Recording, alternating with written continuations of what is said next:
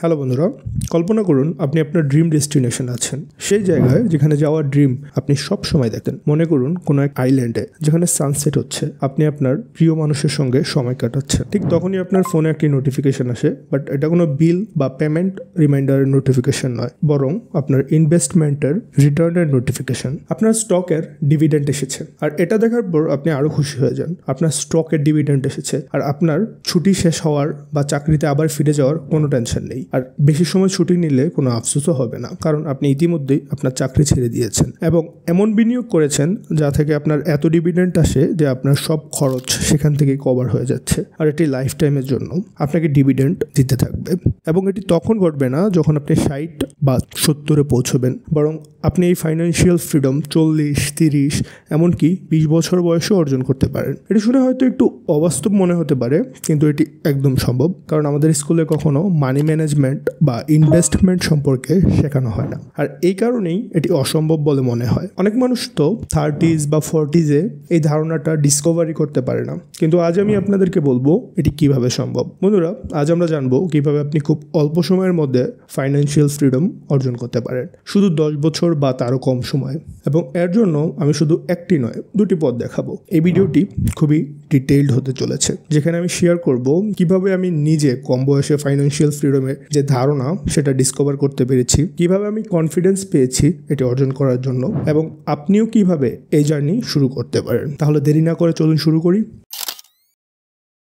এই কনসেপ্টটা ভালোভাবে বুঝতে আমরা একটা গল্পের সাহায্য নেব। 3 জন বন্ধু ছিল, রাজু, ফারহান আর রেঞ্চো। তারা সবাই মিডল ক্লাস পরিবারের সন্তান এবং দেশের ভিন্ন ভিন্ন শহর থেকে পড়াশোনা করতে কলেজে আসে। কলেজে আসার পর তারা একে অপরের বন্ধু হয়ে যায়। রেঞ্চো ক্লাস শেষ করার পর খুব কম সময় বন্ধুদের সঙ্গে আড্ডা দিত, বাকি সময় সে পার্ট টাইম জব করত, ইন্টার্নশিপ আর ফ্রিল্যান্স কাজ করত। অন্যদিকে রাজু আর ফারহান কলেজ লাইফটা উপভোগ করছিল। একদিন রাজু রেঞ্চোকে জিজ্ঞাসা করলো, তুই কি কলেজ শেষ হওয়ার পরেও একইভাবে ওভারটাইম কাজ করে যাবি? এই ইন্টার্নশিপ আর ফ্রিল্যান্স করে তুই কয় পয়সাই বা জমাতে পারবি? রাজু মজা নেওয়ার জন্য রেঞ্চোকে বলল। কলেজের পুরো সময় জুড়ে রাজু আর ফারহান শুধু রেঞ্চোকে কাজ করতেই দেখতো। এভাবেই তাদের 4 বছরের ডিগ্রি শেষ হয়ে যায় এবং স্নাতক হওয়ার পর সবাই নিজেদের কলেজ থেকেই চাকরির অফার পায়। সবচেয়ে আগে ফারহান চাকরি পায়, যেখানে সে প্রতি মাসে 40,000 টাকা স্যালারি পায়, যা বছরে 4,80,000 টাকা হয়।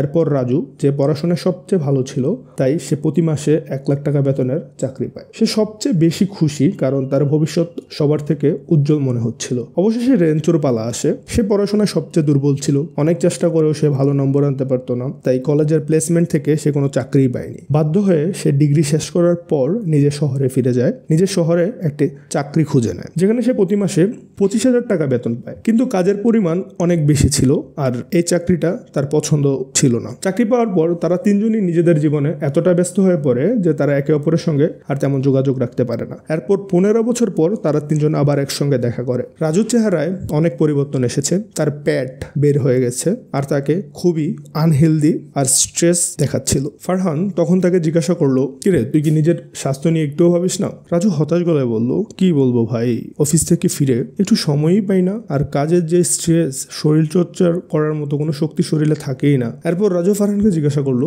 তুই এখন কি করছিস? বন্ধুরা, এখানে আমরা কিছুক্ষণের জন্য ইনফ্লেশন আর স্যালারি ইনক্রিজের কথা ভুলে এই গল্প থেকে আমরা কিছু গুরুত্বপূর্ণ শিক্ষা ও কনসেপ্ট বোঝার চেষ্টা করি। এরপর আমি দেখাচ্ছি যে কিভাবে ইনফ্লেশনের সমস্যার সমাধান করা যায়। এরপর ফারহান বলে, আমি তো এখনই চাকরি ছাড়তে যাচ্ছি এবং নিজের ব্যবসা শুরু করার কথা ভাবছি। রাজু অবাক হয়ে বলে, তুই চাকরি ছেড়ে ব্যবসা কেমনি করবি? ব্যবসা শুরু করতে টাকা লাগে, আর যতদিন তুই ব্যবসা সেট আপ করবি ততদিন তোর সংসারের খরচ কে চালাবে? তোর স্ত্রী কি চাকরি করে? ফারহান হাসতে হাসতে উত্তর দেয়, আরে না ভাই, আমার তো ট্রেডিশনাল ফ্যামিলি, আমার স্ত্রী একজন গৃহিণী আর সে এটাতে বেশ খুশি। রাজু আবার জিজ্ঞাসা করে, তাহলে তোর সংসার খরচ কিভাবে চলে? ফারহান শান্তভাবে উত্তর দেয়, হ্যাঁ ভাই, আমি কিছু ইনভেস্টমেন্ট করেছিলাম, তাই আমাকে বেশি চিন্তা করতে হয় না। এটা শুনে রাজু শক হয়ে যায়। এটা কিভাবে সম্ভব? কারণ তার কাছে আয় মানেই চাকরি। যদি কেউ চাকরি না করে তাহলে তার ইনকাম আসবে কোথা থেকে? তখন সে ফারহানকে জিজ্ঞাসা করে, ভাই তুই আসলে কি করছিস? ফারহান হেসে বলে, আমি একটু পরে ব্যাখ্যা করছি। তখন ফারহান মনে মনে ভাবছিল সে সত্যি খুব স্মার্ট একটা কাজ করেছে এবং তাদের বন্ধু মহলে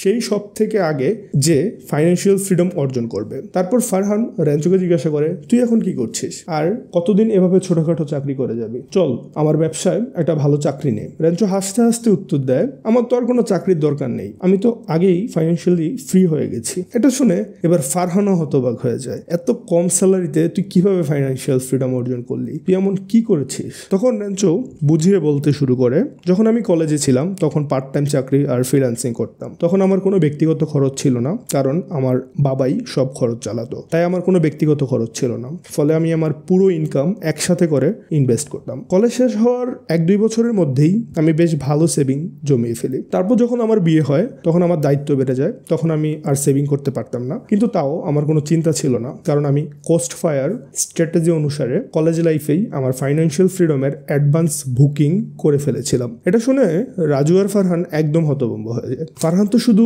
ফায়ারের নাম শুনেছিল, কিন্তু এই কোস্ট ফায়ার আসলে কি? এখন হয়তো আপনারাও ভাবছেন এই কোস্ট ফায়ার জিনিসটা আসলে কি। এটা আমরা একটু পরেই বিস্তারিতভাবে বুঝবো, তবে আগে গল্পটা শেষ করি। রেঞ্চো বলতে থাকে, যখন আমি ফ্রিল্যান্সিং আর পার্ট টাইম চাকরি করতাম তখন আমার পুরো ইনকাম ব্যবসায় ইনভেস্ট করতাম, কারণ আমি জানতাম যে আমার হাতে আমার টাকা বৃদ্ধির জন্য সবচেয়ে বেশি সময় আছে, তাই আমি রিস্ক বেশি নিতে পারতাম। তখন রাজু অবাক হয়ে জিজ্ঞেস করে, এত কম বয়সে তোর ব্যবসা সম্পর্কে এত জ্ঞান আর সাহস এলো কোথা থেকে? রেঞ্চো বলে, আমি নিজে কোনো ব্যবসা বা স্টার্ট আপ শুরু করিনি, কারণ আমার কাছে সঠিক আইডিয়া আর পর্যাপ্ত নলেজ ছিল না। তাই আমি যেসব ব্যবসা অলরেডি সফল ছিল সেগুলোতে ইনভেস্ট করতাম এবং তাদের সাইলেন্ট পার্টনার হয়ে যেতাম। আর ছোটখাটো ইন্টার্নশিপ আর কাজ থেকে যে টাকা পেতাম সেটাও আমি নিয়মিত ইনভেস্ট করতাম, যার ফলে কলেজ শেষ হওয়ার 1 বছর পর আমার পোর্টফোলিও প্রায় 10 লাখে পৌঁছে গেছে। তখন যেহেতু আমার হাতে সবচেয়ে বেশি সময় ছিল আমার টাকা ইনভেস্ট করার জন্য, তাই আমি ছোট ক্যাপ, মিউচুয়াল ফান্ড এবং স্টকের একটি পোর্টফোলিও তৈরি করেছিলাম, যেটি প্রায় 18% রেটে গ্রো হয়েছে। এখন যদি আপনার 10 লাখ 15 বছরের জন্য 18% রেটে বাড়ে, তাহলে প্রায় 1,20,00,000 হয়ে যাবে। এখন আমার মাসিক খরচ প্রায় 25,000, তাই ফায়ারের 4% উইথড্রল রেট অনুসারে আমি যদি 1,20,00,000 পোর্টফোলিও থেকে প্রতি বছর 4% উইথড্রল করি, তাহলে হয় 4,80,000। তাহলে মাসে 40,000 ইনকাম পাওয়া যায়। আর এই ইনকাম আমার শুধু SWP থেকে আসবে, কোনো কাজ না করে। এখন হয়তো কিছু বন্ধুরা ফায়ার সম্পর্কে জানেন না, চলুন আবার আমরা দেখি এই ফায়ার এবং কোস্ট ফায়ার আসলে কি। ফায়ারের পুরো মানে হলো financial independence and retired early. এই স্ট্র্যাটেজির মূল লক্ষ্য হলো আপনার অর্থনৈতিক চিন্তা শেষ করা, এমন পরিস্থিতি তৈরি করা যেখানে আপনি কোনো কাজ না করেও জীবনের বাকি সময়টা আরামে কাটাতে পারেন, ফাইন্যান্সিয়াল স্ট্রেস মুক্ত হয়ে জীবন উপভোগ করতে পারেন। আর এটার জন্য আপনাকে প্রথমে আপনার বাড়ির বার্ষিক খরচের একটা হিসাব করতে হবে, বছরে মোট কত খরচ করেন সেটা বের করে তারপর সেই পরিমাণের 25 গুণ সঞ্চয় করে এমন জায়গায় ইনভেস্ট করতে হবে যেখানে আপনি 4% বা তার বেশি রিটার্ন পাচ্ছেন। ফর এক্সাম্পল, রেঞ্চোর মাসিক খরচ ছিল 25,000, তাই তার বার্ষিক খরচ হয় 3 লক্ষ। এখন এই 3 লক্ষের 25 গুণ হবে 75 লক্ষ। তাহলে রেঞ্চোর ফায়ারের লক্ষ্য হলো 75 লাখ, কিন্তু রেঞ্চোর ইনভেস্টমেন্ট 1,20,00,000 পরিণত হয়েছে, যেখান থেকে সে 25,000-এর জায়গায় 40,000 মাসিক ইনকাম উইথড্রল করতে পারে, কারণ 1,20,00,000-এর 4% 40,000। সো কোস্ট ফায়ারে বেসিক্যালি যেটা হয় যে আপনি আপনার ক্যারিয়ারের শুরুতেই বেশি ফোকাস করবেন ইনভেস্টমেন্টে, যাতে আপনাকে পুরো জীবনব্যাপী সেভিং আর ইনভেস্টমেন্ট করার দরকার না হয়। শুধু স্টার্টিং এর কয়েকটা বছর সঠিক পদক্ষেপ নিতে হবে, তারপর আপনি আপনার পছন্দ মতো জীবনযাপন করতে পারেন, কম কাজ করতে পারেন বা এমন কোনো কাজ করতে পারেন যা আপনাকে আনন্দ দেয়, অর্থাৎ আপনার টাকা আপনার জন্য কাজ করবে, আপনি জীবন উপভোগ করতে পারেন আর আরাম করে রিটায়ারমেন্টের দিকে কোস্ট করতে পারেন। এখন যদি আমরা স্টোরিতে মনোযোগ দেই, রেঞ্চো তার পুরো ফাইন্যান্সিয়াল ফ্রিডমের জন্য খুব ছোট্ট ইনভেস্টমেন্ট করেছে তার জীবনের প্রথম 4-5 বছরের, আর তারপর থেকে আর কোনো নতুন ইনভেস্টমেন্ট করেনি। তবুও সে তার জীবন উপভোগ করছে কোনো ফাইন্যান্সিয়াল স্ট্রেস ছাড়াই। তাহলে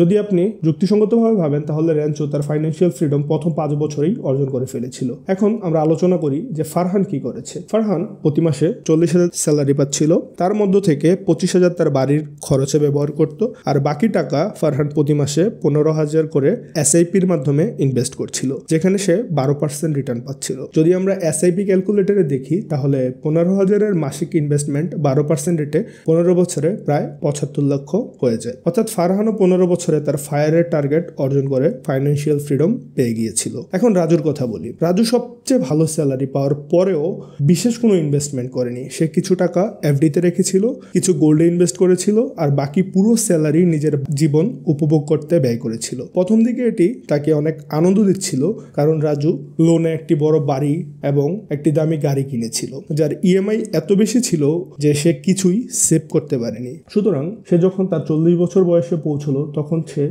প্রবলেম দেখতে শুরু করলো। সে স্ট্রেসে ভুগছিল এবং তার ভবিষ্যৎ কি হবে তা নিয়ে সবসময় দুশ্চিন্তা করত। একদিকে সে চাকরির প্রেশার সামলাতে পারছিল না, অন্যদিকে সে তার স্ট্যান্ডার্ড অফ লিভিং এত বাড়িয়ে দিয়েছিল যে সে কিছুই সেভ করতে পারছিল না। এখন এখানে সবচেয়ে ইন্টারেস্টিং বিষয় হলো রাজুর ফাইন্যান্সিয়াল ফ্রিডমের টার্গেট আরো বড় হবে, কারণ সে বেশি খরচের অভ্যাস তৈরি করে ফেলেছিল এবং তার কাছে সেই বড় টার্গেট অর্জন করার জন্য সময়ও সবার থেকে কম ছিল। যার ফলে সে রিয়েলাইজ করলো যে সে চিরতরে একটি রেট রেসের ফাঁদে পড়ে গেছে, যেখান থেকে বের হওয়া খুবই কঠিন, কারণ তাকে সব সময় কাজের মধ্যেই থাকতে হতে পারে। ফাইনালি রাজু নিজের মনের উপর পাথর রেখে কঠিন সিদ্ধান্ত নিয়ে নিজের বাড়ি এবং গাড়িটি বিক্রি করে দেয়, যাতে তার মান্থলি এক্সপেন্স কমে যায় এবং সে তার রিটায়ারমেন্টের জন্য সঞ্চয় করতে পারে। এরপর সে বড় অঙ্কের ইনভেস্টমেন্ট করা শুরু করে, অর্থাৎ সে প্রতি মাসে 50,000 টাকা পরবর্তী 15 বছরের জন্য এসআইপির মধ্যে ইনভেস্ট করে এবং বাকি 50,000 টাকা দিয়ে তার বাড়ির খরচ চালায়, যাতে অন্তত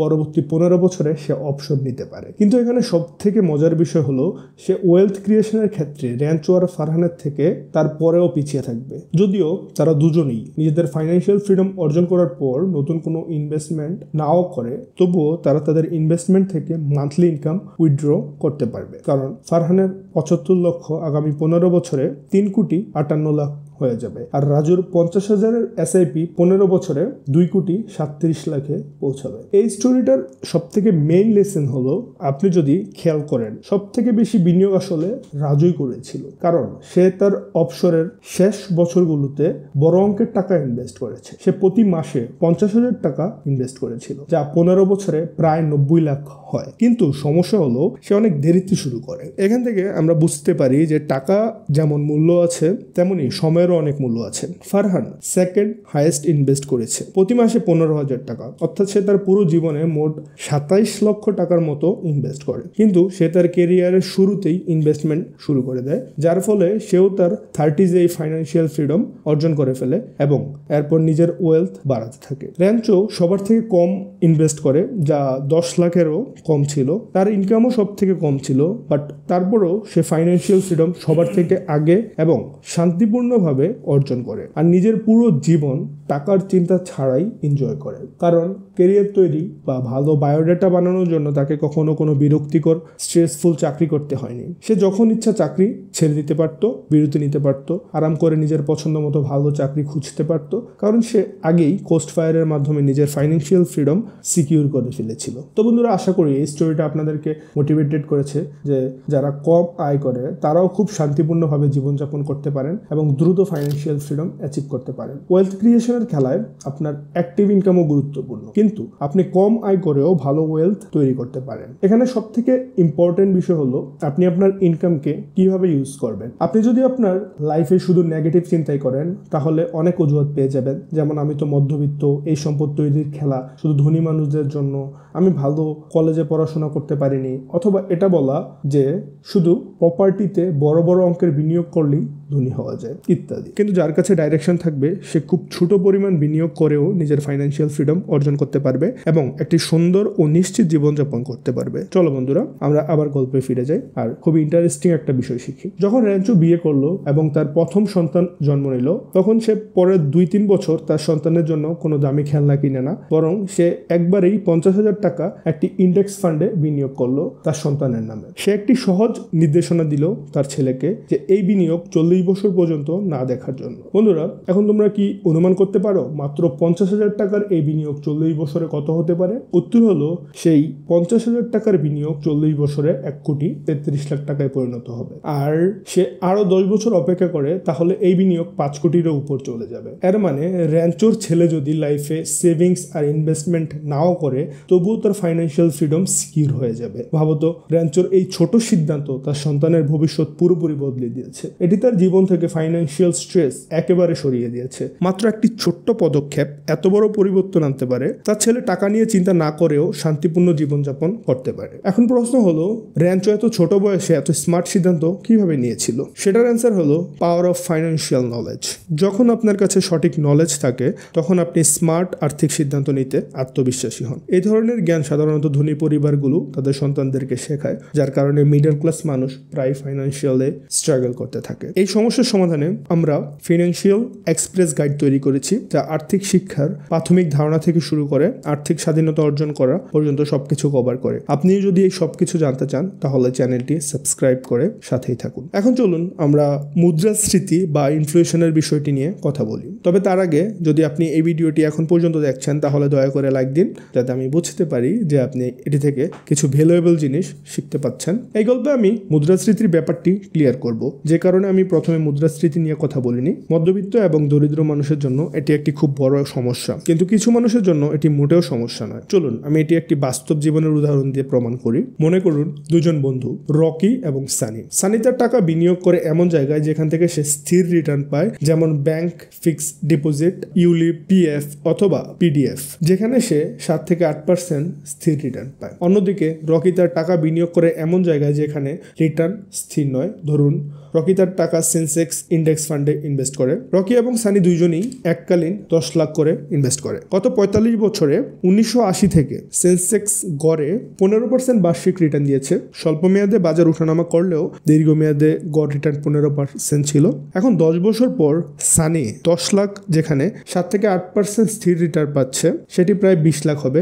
7 থেকে 8% রিটার্ন অনুযায়ী সানির 10 লাখ 10 বছরে 20 লাখ হয়ে যায়, কারণ এই 7.5% টাকা প্রতি 10 বছরে দ্বিগুণ হয়। অন্যদিকে রকির 10 লাখ যা 15% হারে বৃদ্ধি পাচ্ছে, সেটি 10 বছরে 40 লাখ হয়ে যায়, যার কারণ 15% হারে প্রতি 5 বছরে দ্বিগুণ হয়। প্রথম 5 বছরে 10 লাখ দ্বিগুণ হয় 20 লাখ হয়, পরবর্তী 5 বছরে 20 লাখ দ্বিগুণ হয়ে 40 লাখ হয়। যদি আপনি লক্ষ্য করেন 15% রিটার্ন ঠিক 7.5% এর দ্বিগুণ, তাই 7.5% রিটার্নে আপনার টাকা 20 লাখ হয়, আর 15% রিটার্নে আপনার টাকা 40 লাখ হয়, যা ঠিক 20 লাখের দ্বিগুণ। এখন আমি এই উদাহরণটি দিচ্ছি কারণ বাংলাদেশের মুদ্রাস্ফীতি প্রতি বছর গড়ে 7 থেকে 8% হারে বৃদ্ধি পাচ্ছে। গত 40-50 বছরে গড় মুদ্রাস্ফীতি প্রায় 7.37% ছিল। তাহলে যারা শুধুমাত্র 7 থেকে 8% রিটার্ন দেয় এমন জায়গায় বিনিয়োগ করছেন, তারা আসলে কোনো প্রকার প্রকৃত লাভ করছেন না, বরং তারা ইনফ্লেশনের ট্যাক্স দিচ্ছেন। এর কারণ হলো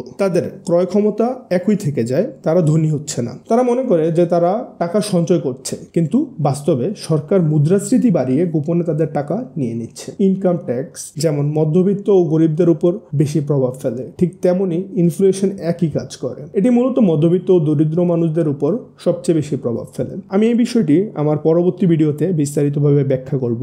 এখন যদি আমরা ইনফ্লেশন অ্যাডজাস্ট করি, রকির প্রকৃত লাভ 20 লাখ আর সানির প্রকৃত লাভ 0। এখন বলুন তো আরো 10 বছর পরে তাদের বিনিয়োগের মধ্যে পার্থক্য কত হবে? 20 বছর পরে সানির 20 লাখ 40 লাখ হয়, কারণ 7.5% রিটার্নে প্রতি 10 বছরে টাকা দ্বিগুণ হয়। কিন্তু রকির জন্য তার 40 লাখ বিনিয়োগের পরবর্তী 10 বছরে শুধু দ্বিগুণ হয় না, এটি কম্পাউন্ড হয়ে 1,60,00,000 হয়ে যায়। এটা কিভাবে কাজ করে দেখুন। প্রথম 5 বছরে রকির 40 লাখ 80 লাখ হয়ে যায়, আর পরবর্তী 5 বছরে তার 80 লাখ 1,60,00,000 হয়ে যায়। এটি হলো কম্পাউন্ডের জাদু। অ্যাজ ইউজুয়াল সানির বিনিয়োগ ইনফ্লেশন অ্যাডজাস্ট করার পর কোনো প্রফিট নেই, বাট রকির ইনফ্লেশন অ্যাডজাস্টেড লাভ প্রায় 1,20,00,000। এখন আপনি যদি এটি বিশ্লেষণ করেন তাহলে দেখতে পাবেন যে ইনফ্লেশনের প্রভাব রকির পোর্টফোলিওর উপর, অর্থাৎ ইনফ্লেশন যা তার পোর্টফোলিও থেকে টাকা খেয়ে ফেলে, তা সময়ের সাথে সাথে কমে যাচ্ছে। প্রথম 10 বছরে ইনফ্লেশনের প্রভাব ছিল প্রায় 50%, কিন্তু এখন তা কমে প্রায় 25% হয়ে গেছে। চলুন আরও 10 বছর পরের ডাটা দেখি। এখন সানির পোর্টফোলিও 40 লাখ থেকে 87 লাখ হয়ে গেছে, মানে তার বিনিয়োগ দ্বিগুণ হয়ে গেছে বা তারও কিছু বেশি। রকির পোর্টফোলিও 1,60,00,000 থেকে 6,60,00,000 হয়ে গেছে। এটা কিভাবে হলো দেখুন। 1,60,00,000 প্রথম 5 বছরে 3,20,00,000 হয়ে যায়, তারপর 3,20,00,000 আবার পরবর্তী 5 বছরে 6,40,00,000 হয়ে যায়। তাহলে 10 বছরে রকির পোর্টফোলিও 1,60,00,000 থেকে 6,00,00,000 হয়ে যায়। এখন যদি আমরা 87 লাখ ইনফ্লেশনের ক্ষতি 6,60,00,000 থেকে বাদ দেই, তবুও দেখা যাবে যে রকির পোর্টফোলিও মুদ্রাস্ফীতির পরেও প্রায় 5,53,00,000 রয়ে গেছে। এখন রকির পোর্টফোলিও থেকে ইনফ্লেশন আরও কম হয়ে গেছে, অলমোস্ট 14%-এর মতো। 40 বছর পরে সানির পোর্টফোলিও 87 লাখ থেকে 1,80,00,000 হয়ে যায়। আর রকির পোর্টফোলিও 6,60,00,000 থেকে সরাসরি 26 কোটি হয়ে যায়। 50 বছরে পার্থক্য আরও বিশাল হয়ে যায়, 4 কোটি ভার্সেস 108 কোটি। মূল কথা হলো, যখন আপনি সঠিক জায়গায় ইনভেস্ট করবেন, আপনার ইনফ্লেশনের চিন্তা সময়ের সাথে সাথে কমে যাবে। এর মানে হলো, যখন আপনি এমন কিছু সহজ বিনিয়োগে যেমন ইন্ডেক্স ফান্ড বা মিউচুয়াল ফান্ড দীর্ঘমেয়াদে বিনিয়োগ করবেন, তখন আপনার টাকা বাড়বে এবং ইনফ্লেশনের প্রভাব আপনার আর্থিক ভবিষ্যতের উপর থেকে সরে যাবে। আপনি যদি 15% রিটার্ন পান, তাহলে 10 থেকে 15 বছর পর ইনফ্লেশন আপনার জন্য তেমন কোনো সমস্যা হবে না। কিন্তু অনেক মানুষ এটা ইমাজিনও করতে পারে না, কারণ তাদের আর্থিক নলেজ অনেক কম। যারা 7 থেকে 8% রিটার্ন দেওয়ার জায়গায় বিনিয়োগ করে, তাদের জন্য মুদ্রাস্ফীতি সবসময় বড় সমস্যা থাকবে, কারণ তারা আসলে বিনিয়োগ থেকে কোনো বাস্তব মুনাফা করছে না। এই কারণেই যখন আপনি ফাইন্যান্সিয়াল ফ্রিডমের কাছাকাছি পৌঁছবেন, তখন মুদ্রাস্ফীতি আর কোনো বড় বিষয় থাকবে না আপনার জন্য। আমি আশা করি আপনি এই ভিডিওটি থেকে কিছু মূল্যবান শিখেছেন। যদি শিখে থাকেন তাহলে ভিডিওটি লাইক করুন এবং চ্যানেলটি সাবস্ক্রাইব করুন, কারণ আমি আপনাদের জন্য আরও মূল্যবান কন্টেন্ট নিয়ে আসব। এটি আপনার বন্ধু, পরিবার এবং সহকর্মীদের সঙ্গে শেয়ার করুন, যাতে তারাও সঠিক আর্থিক শিক্ষা পেতে পারে। ভিডিওটি ভালো লেগে থাকলে একটি লাইক দিন, আর যদি না ভালো লাগে তাহলে ডিসলাইক দিতে দ্বিধা করবেন না। আপনার মূল্যবান সময়ের জন্য ধন্যবাদ। আবার দেখা হবে।